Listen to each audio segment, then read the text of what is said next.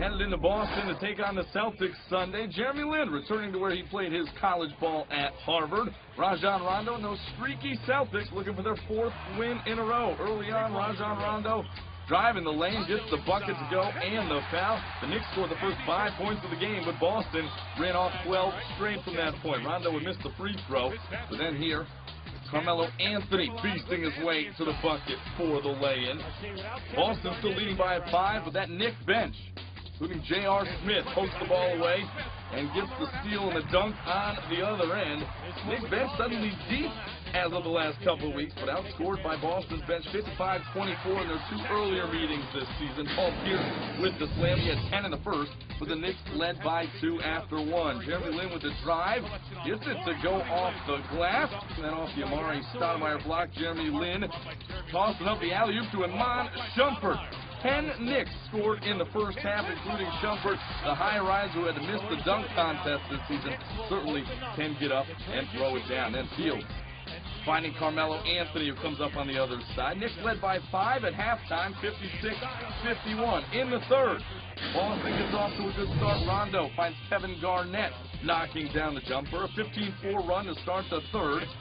And then off the Jeremy Lin turnover, he had 6 of them on the afternoon. Paul Pierce going end-to-end, finishing for the lay-in.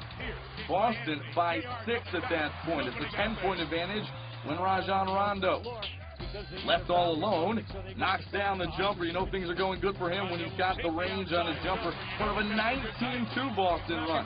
Then Rondo finds Paul Pierce knocking down a 3. Pierce had 15 in the third. Boston outscored New York by 13 in the third quarter. We head to the fourth now. J.R. Smith finding Steve Novak. He's averaged 4 threes per game in his last 6. Gets a nice roll there. He had 4 threes in this one. Then it's Shumpert driving, big slam. He gets teed up for John with KG on that one, but he pulls the Knicks within 4.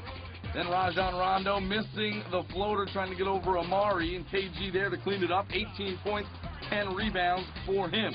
Jeremy Lin had 14 points in this one, battled foul trouble throughout, but knocks down the 3 here. And New York within a point at 96-95 with just over 2 to play. His college coach, Tommy Amaker, in the crowd for this ball game. Carmelo getting the ball on the wing. Knocks down the tough jumper at the foul line. He had 11 in the fourth, including 6 in the last 2 minutes.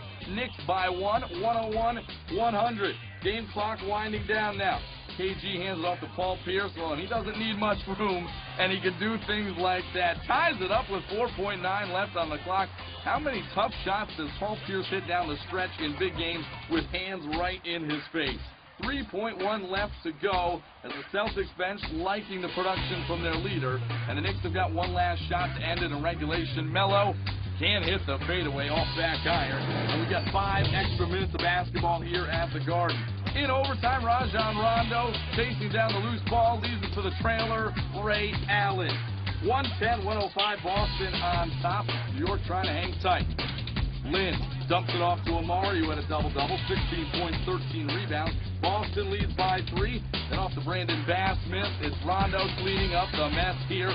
Rajon goes for 18 points, a career-high 17 rebounds, and 20 assists. His second triple-double in the last 3 games, and Boston gets that 4th straight win, 115-111 in overtime.